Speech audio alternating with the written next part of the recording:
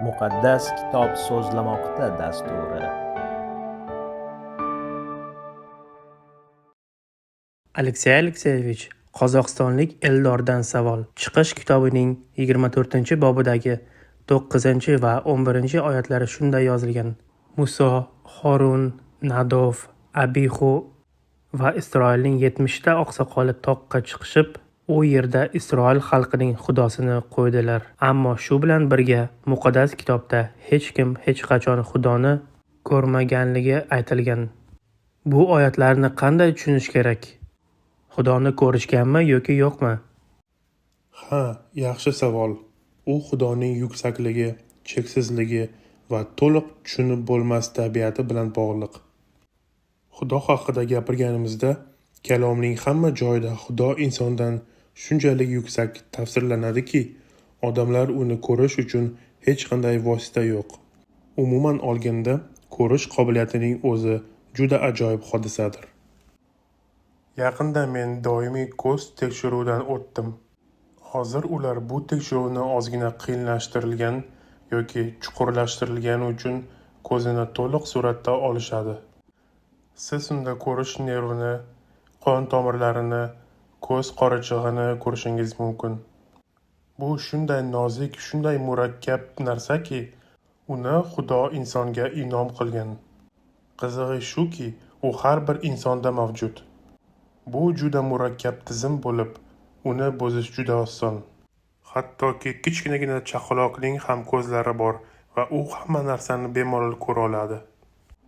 Yana qizig'i shundaki, inson ko'zi faqat ma'lum bir spektrdagi ranglarni, ya'ni optik tarzda aks etadigan va qabul qiladigan chastotalarni, nurlanishlarni ko'ra oladi.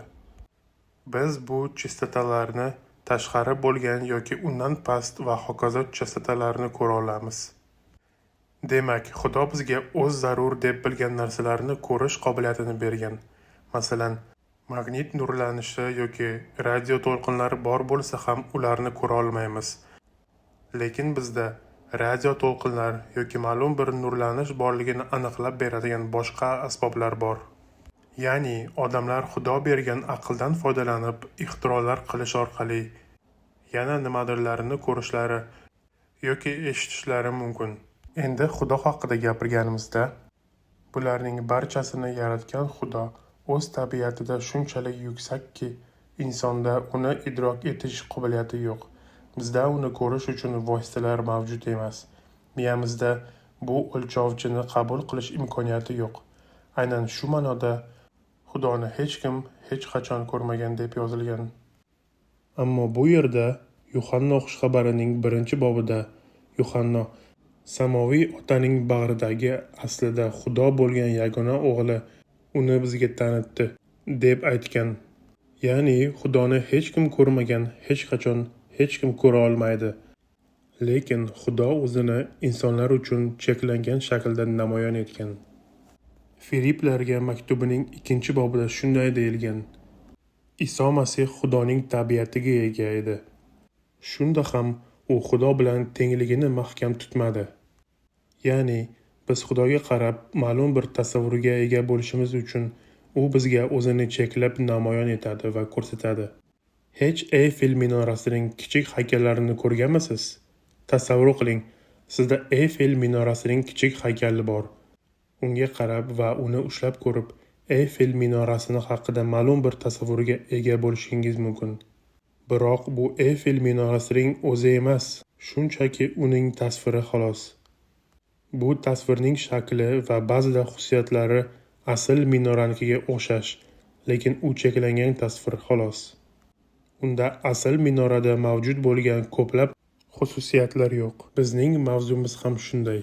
Qarang, Xudo Musoga yonayotgan tikanli buta alangasida zohir bo'lgan. Bir paytlar Xudo Yoqub bilan ko'rishgan edi. Sen Xudo bilan kurashding deb aytilgan.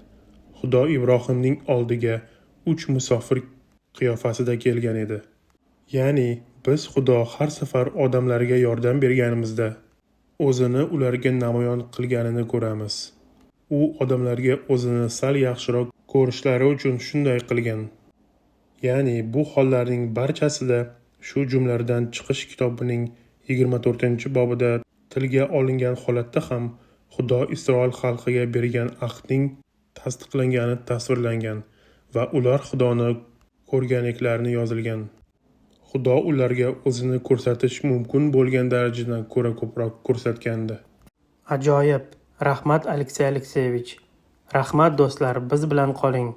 Keyingi dasturimizda ruslarga bo'lgan nafratdan qanday qutulish haqida gaplashamiz. Bu hozirgi vaziyatda, ayniqsa bugungi kunda urushni boshdan kechirayotganlar, ukrainaliklar uchun dolzarb mavzu. Bugunga shu.